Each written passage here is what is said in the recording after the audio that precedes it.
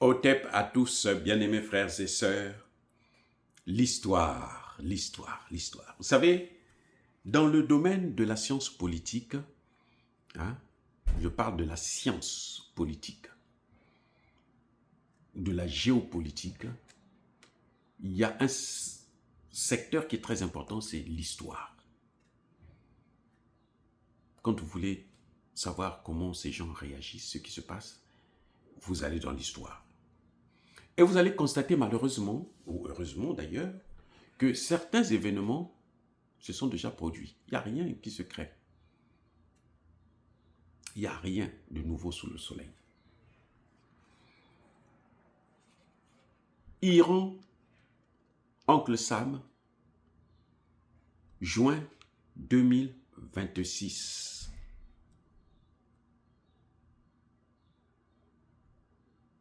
C'est du déjà vu. Nous l'avons expérimenté. Nos parents l'ont expérimenté. Les esclaves de Saint-Domingue l'ont expérimenté. Les Noirs haïtiens. À l'époque, Haïti, on appelait ça Saint-Domingue.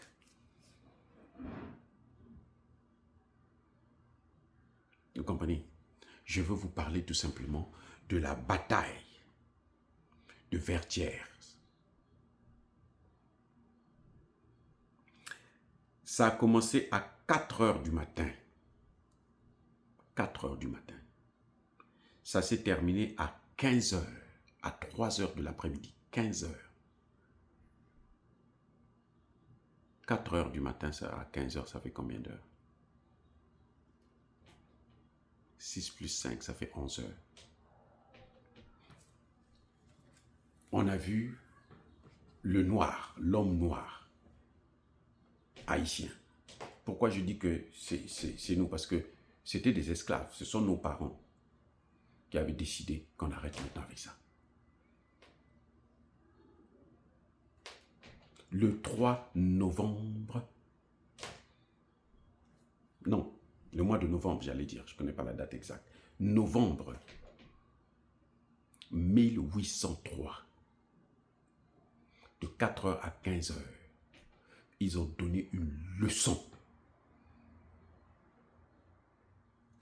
à la plus grande armée de l'époque, celle de Napoléon. On lui a donné une raclée. Il était obligé d'accepter la défaite. Et qu'est-ce que nous avons entendu après? Qu'est-ce que nous avons entendu après? Dans toute l'histoire de la France, on dit que la France avait vaincu cette guerre, vaincu Haïti. C'est exactement ce qui s'est passé là. L'Iran a vaincu la première puissance militaire du monde. L'Iran l'a mis à genoux. C'est pas fini, certes, parce que bon, eux, ils n'acceptent jamais la défaite. Mais en tout cas, nous savons qu'ils se sont pliés. L'Iran a gagné. Donc, l'Iran, juin 2026, égale à Haïti, novembre 1803. Vous avez compris, les amis? Les amis, écoutez, Africains, Caribéens, soyons fiers de ce que nous sommes. Même si aujourd'hui, nous paraissons comme les plus malheureux de cette terre. Mais en réalité, nous ne le sommes pas. C'est parce que nous nous sous-estimons. Ils ont pris un peu d'avantage, c'est vrai, parce qu'ils ont contrôlé un certain nombre de gouvernements dans nos pays et ils dictent la loi à travers ces gouvernements pourris. Mais en réalité, ils n'ont rien à nous apprendre parce que nous avons été à tout moment une puissance.